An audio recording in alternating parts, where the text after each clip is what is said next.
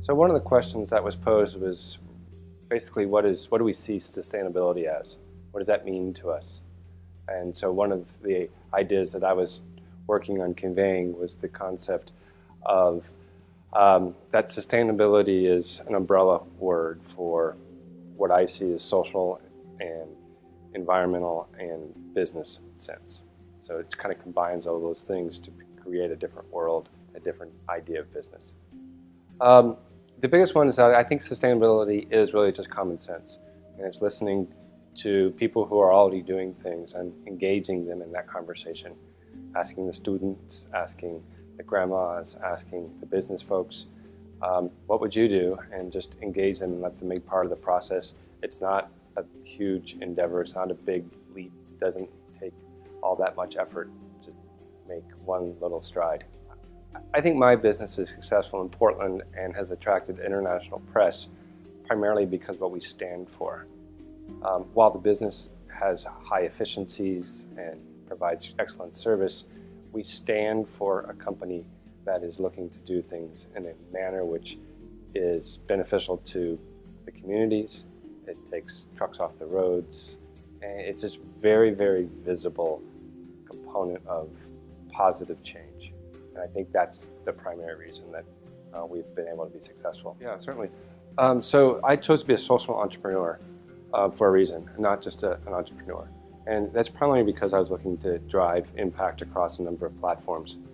Now, the challenge with being a startup and a social entrepreneur is that I'm already facing challenges of running a business in a manner which I'm really paying attention to a broader platform.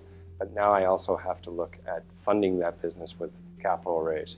And as I look to gain capital, especially in the social entrepreneurial or social impact raising area, that capital is a lot harder to gain, primarily because investors are looking for a higher growth and a higher, faster growth rate and a higher return on investment. Even though statistically they'll never find it, that's what they're looking for.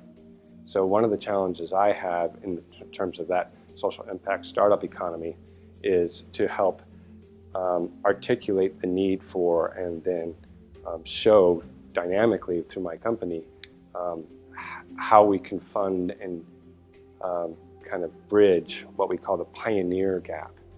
So to explain the pioneer gap a little bit is, so social entrepreneurs are pioneers. We're taking new ideas, innovative ideas, and we're adding layers of environmental and sustainability to them, environmental and social sustainability to it. And thereby, we're not necessarily taking what you might call the highway for success. We're taking a little detour, a little slower road.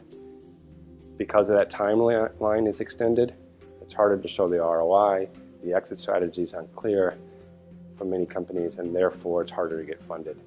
So when we look to fund those, we have to be very careful about who we're asking to fund, pick our partners correctly, and hopefully grow and move forward in that direction.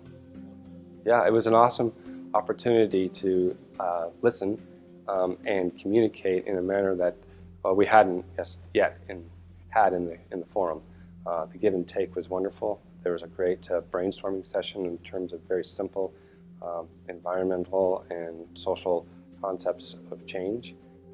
There were great ideas from reducing plastic bags to light rail to agriculture and aquaponics to new vehicle solutions. I mean, what it showed me is that there's a very strong engagement. There's a nascent energy that can certainly, and I think should be, tapped to grow the competitiveness and the economy here in Oman.